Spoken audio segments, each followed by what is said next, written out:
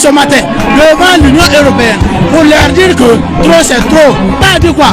Pourquoi c'est Bazoum qui est libre là où il est, qui peut toujours enfanter, étant en prison, qu'on veut libérer? Cela n'est pas Bazoum, mais c'est la déclaration d'une guerre avec les peuples de l'AES, avec les autorités de l'AES, et nous sommes prêts à les confronter. Et nous voulons leur dire, nous peuples de l'AES, si nous ne pouvons pas arrachiner l'arbre, nous allons couper ses branches. L'Union européenne a oublié que depuis le 26 juillet 2023, que les peuples de la Confédération AES, particulièrement le Niger, ont cessé d'obéir.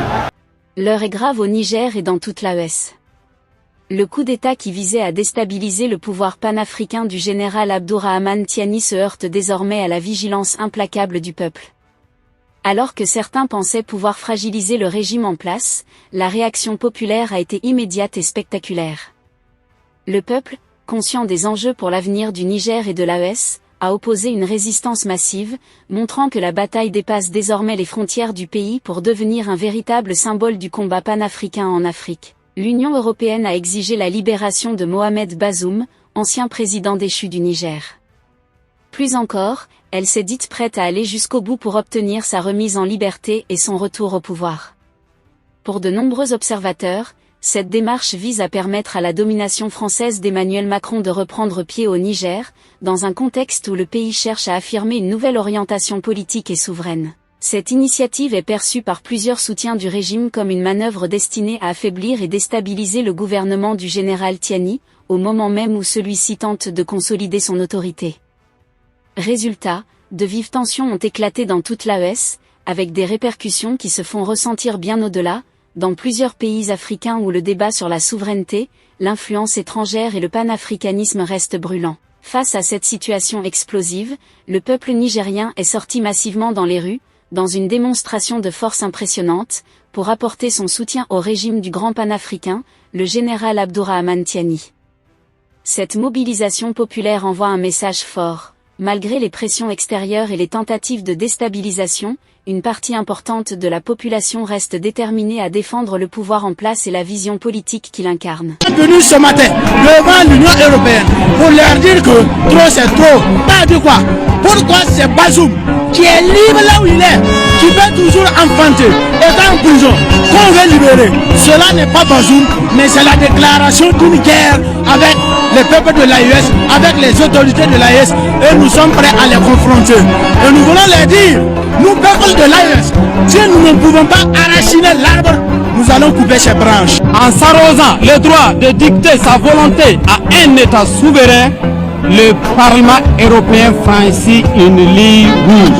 La coordination nationale des associations de la veille citoyenne condamne avec la plus grande fermeté cette résolution qui constitue un manquement grave au respect dû aux États de l'AES. Prochainement, si cette population sort, si nous venons vers ici, c'est pour les inviter à rejoindre l'Europe. L'Union européenne a oublié que depuis le 26 juillet 2023, que les peuples de la Confédération AES, particulièrement le Niger, ont cessé d'obéir sans réfléchir à une certaine logique tracée par les maîtres des cieux d'hier, logique qui devait être suivie sans réflexion.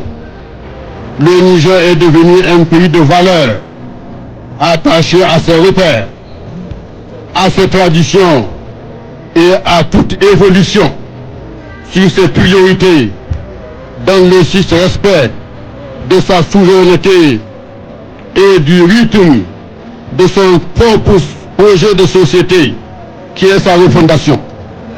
Aucun parlement, aucune puissance, aucun intérêt extérieur ne saurait s'ériger en donneur d'ordre au Niger. Ce choix n'est pas négociable, ce choix n'est pas discutable, ce choix appartient exclusivement au peuple nigérien. Notre détermination est visible aujourd'hui, ici même, à la place de la concertation. Nous sommes un peuple debout, un peuple uni, un peuple mobilisé comme un seul homme pour défendre notre patrie. Non à l'ingérence de l'Union européenne dans les pays de l'AES. Oui, Aujourd'hui, nous sommes le 28 mars 2025 à Ouagadougou. Des milliers et des milliers de personnes sont sorties pour dire non, non à l'Union européenne pour cette ingérence, pour tout ce que vous êtes en train de faire. Oui, pour ceux qui ne sont pas au courant, l'Union européenne a voté une résolution pour demander la libération immédiate de l'ancien président du Niger qui s'appelle Mohamed Bazoum parce qu'il est élu démocratiquement. Oui, et les gens de la US ont dit, mais comment se fait-il que vous demandez de libérer un président élu démocratiquement parce qu'ils ont fait un coup d'État sur lui? Mais au Venezuela, il y a un président qui a été capturé par le plus grande démocratie que l'histoire du monde n'a jamais connue. Mais le Parlement de l'Union européenne n'a pas demandé une résolution. Ou bien vous voulez toujours revenir dans les pays de la US, continuer ce que vous avez continué depuis la nuit des temps. Non, non à l'ingérence de l'Union européenne. Non à l'ingérence de l'Union européenne. Regardez à Ouagadougou, le monde est sorti. Actuellement, ils sont à la place Kwame Nkrumah à Ouagadougou.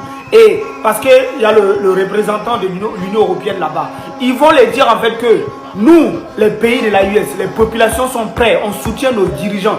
Matin, midi, soir, nous sommes avec eux. On ne veut pas d'ingérence de l'Union européenne. Arrêtez-nous ça. On ne veut plus entendre parler de ça. Les pays de la US sont souverains. Ils sont dignes et ils font leur politique. Ils n'ont pas besoin que les gens quittent dans un autre continent pour venir imposer des choses chez eux. Vous pouvez imposer ça en Côte d'Ivoire parce que c'est une colonie. Vous pouvez imposer ça au Bénin parce que c'est une colonie. Mais ce n'est pas dans les pays de la US. Les pays de la US, on n'impose rien. Ce sont des pays dignes qui veulent leur souveraineté, qui se débrouillent, qui veulent tracer les chemins sans que les gens les dictent ce qu'il faut faire. Le message lancé par les manifestants devant l'Union européenne montre à quel point la situation est devenue hautement explosive entre le Niger, l'AES et les puissances occidentales. À travers ces déclarations fermes, un constat ressort avec force. La tentative de déstabilisation du régime du général Abdourahmane Tiani a échoué face à la mobilisation exceptionnelle du peuple nigérien. Ce qui devait fragiliser le pouvoir en place s'est finalement transformé en démonstration de force populaire. Le peuple, massivement mobilisé, a opposé un mur de résistance aux manœuvres visant à remettre en cause la nouvelle orientation souverainiste du Niger. Cette mobilisation a joué un rôle central dans l'échec du coup d'État et des tentatives de pression politique extérieure, renforçant davantage la légitimité du régime aux yeux de ses soutiens. Au cœur de cette crise, l'affaire Mohamed Bazoum est devenue bien plus qu'une simple question politique ou judiciaire. Pour de nombreux manifestants et soutiens de l'AES, la résolution du Parlement européen demandant sa libération immédiate est perçue comme une ingérence directe dans les affaires souveraines du Niger. Le Parlement européen a bien adopté, le 12 mars 2026, une résolution exigeant la libération immédiate et inconditionnelle de Bazoum et le retour à l'ordre constitutionnel. Dans le discours des manifestants, cette pression européenne est interprétée comme une volonté, portée notamment par la France, de reprendre le contrôle de son influence stratégique, économique et historique sur le Niger, particulièrement dans un contexte où les questions de ressources minières, énergétiques et de souveraineté prennent une place majeure dans le débat public. Il faut toutefois rappeler qu'il s'agit ici d'une lecture politique des partisans du régime, tandis que l'Union européenne présente officiellement sa position comme une défense de l'état de droit et des droits humains. La phrase forte des manifestants « Si nous ne pouvons pas arracher l'arbre, nous allons couper ses branches » traduit la radicalisation du ton populaire face à ce qui est perçu comme une ligne rouge franchie par Bruxelles. Pour eux, exiger de dicter la conduite d'un État souverain revient à déclarer une confrontation politique ouverte avec les peuples de l'AES. Cette réaction s'inscrit dans un contexte où Niamey a officiellement dénoncé la résolution européenne comme une ingérence inacceptable. Mais au-delà de la tension diplomatique, cette séquence révèle aussi la montée en puissance du Niger sur l'échiquier régional. Le pays s'affirme désormais comme un acteur central de l'AES, capable de tenir tête aux pressions extérieures tout en consolidant de nouvelles alliances stratégiques.